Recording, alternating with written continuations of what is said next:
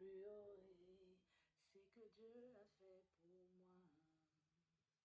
Je proclamerai la gloire de son nom. Alléluia. Shalom, peuple de Dieu. Encore une fois, nous nous retrouvons dans ces termes de l'adoration. Je voulais continuer à dire à une personne, à te fortifier, de continuer à adorer Dieu.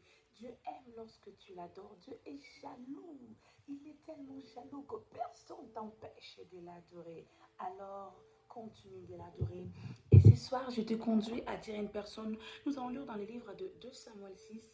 Je vais commencer du verset 15 jusqu'au verset 18 et j'enchaînerai sur le verset 20 au 23. J'ai lu la parole de Dieu au nom du Seigneur Jésus-Christ.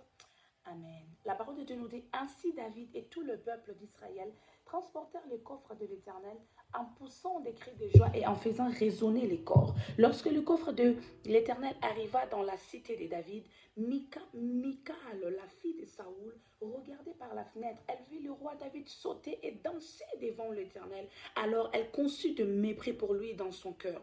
Le verset 20 nous dit, David rentra chez lui pour bénir sa maison. Alors Michal, fille de Saoul, sortit à sa rencontre et s'exclama, ah vraiment, le roi d'Israël s'est couvert d'honneur aujourd'hui. Il s'est exhibé à demi-nu aux servants de ses serviteurs, comme aurait pu le faire un homme de rien. David répondit à Michal, c'est devant l'Éternel que j'ai manifesté ma joie, lui qui m'a choisi de préférence à ton père et toute sa famille pour m'établir comme chef d'Israël, son peuple. Je m'abaisserai volontiers, encore davantage, pour m'humilier. Néanmoins, je serai honoré par les servantes dont tu as parlé. À la suite de cela, Michal n'eut jamais eu d'enfant jusqu'à sa mort. Bien-aimé dans le Seigneur, je voulais rassurer à une personne que tu as tellement bien fait d'adorer Dieu. L'Israël et David est un peuple bien-aimé exemplaire pour nous conduire et nous montrer la façon laquelle nous devons adorer le Seigneur.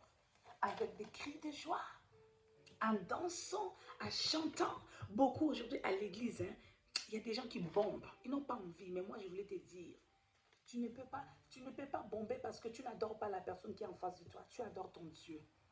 Alors, lorsque tu es dans l'adoration, exprime la joie, lance des cris de joie. Bien-aimé, que le monde sache que ton Dieu est le plus grand.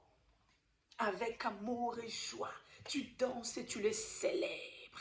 C'est là où il fera son entrée. C'est lorsque tu vas l'adorer avec amour et joie qu'il va venir siéger dans ta louange.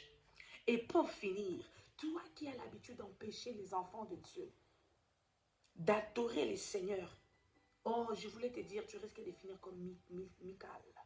Cette femme n'a jamais eu d'enfant parce que Dieu l'a frappée. Dieu attend que tu puisses l'adorer pour que le 24 vieillard se prosterne. Maintenant, si toi, tu n'envoies pas ton adoration à Dieu, bien-aimé, l'Éternel ne se réjouit pas. Alors, arrêtons d'empêcher les gens d'adorer Dieu. Laissons les gens se prosterner, s'humilier devant Dieu. Toi qui n'avais pas l'occasion, je te demande maintenant, adore Dieu comme David et ce peuple. L'Éternel ne manquerait pas de te faire du bien. Que l'Éternel nous bénisse. Amen. Bonne soirée.